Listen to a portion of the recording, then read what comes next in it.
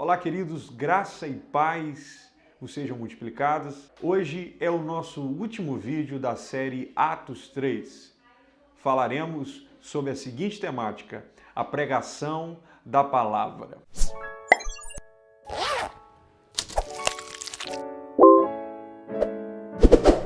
Atos dos Apóstolos, capítulo 3, versículo 12, nos diz assim: E apegando-se ele a Pedro e João, todo o povo correu atônito para junto deles no alpendre de Salomão. E quando Pedro viu isto, disse ao povo: Varões israelitas, por que vos maravilhais disto? Ou por que estáis olhando tanto para nós, como se por nossa própria virtude ou santidade fizéssemos andar este homem? Interessante notar aqui que Pedro havia discernido que a cura daquele paralítico fazia parte de um propósito maior de Deus. E qual propósito era esse? A salvação de quase 5.000 almas após aquele sermão, como está descrito em Atos dos Apóstolos, capítulo 4, versículo 4. Mas em primeiro lugar aqui nós devemos abordar um ponto. Qual ponto seria este? O sermão de Pedro. Em primeiro lugar, nós abordaremos um sermão cristocêntrico. Percebe que as palavras de Pedro nos remetem a um sermão, a uma mensagem cristocêntrica. O Deus de Abraão, de Isaac e de Jacó, o Deus de nossos pais, glorificou ao seu Filho Jesus. Nos nossos dias, falta-nos sermões cristocêntricos.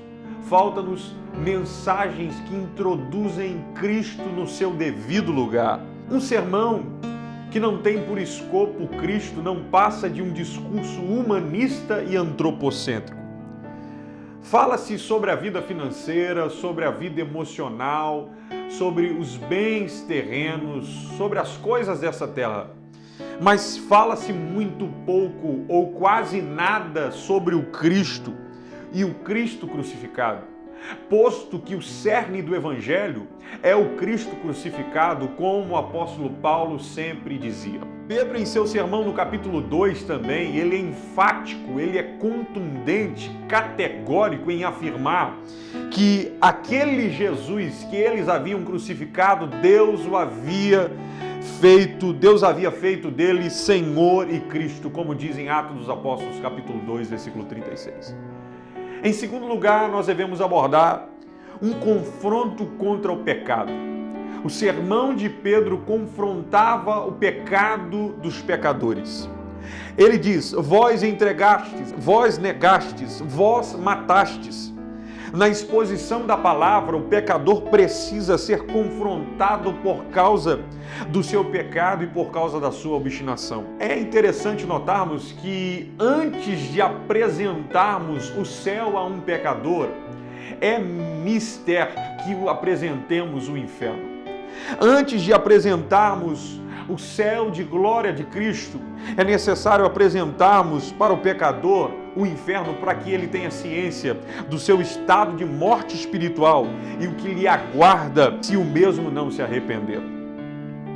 Nesse ponto, nós podemos lembrar do sermão célebre do pregador norte-americano Jonathan Edwards, que ele intitulou como Pecadores na Mão de um Deus Irado.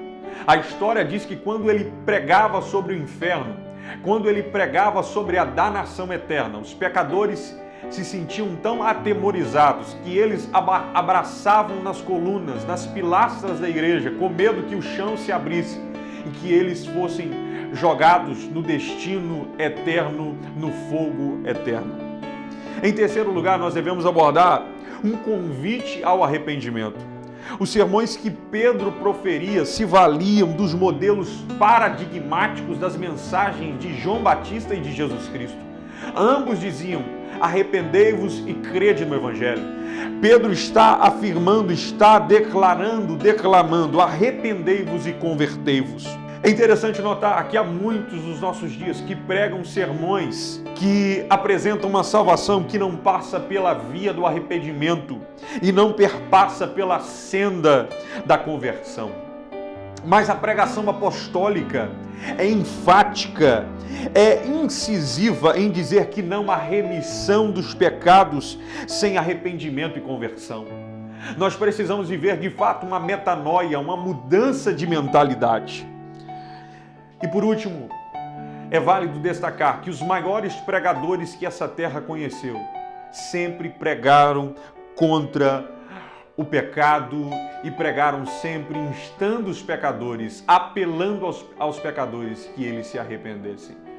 Então esta é a exposição da palavra de Deus. Esta é a verdadeira exposição da palavra de Deus. Que Deus em Cristo vos abençoe. Graça e paz.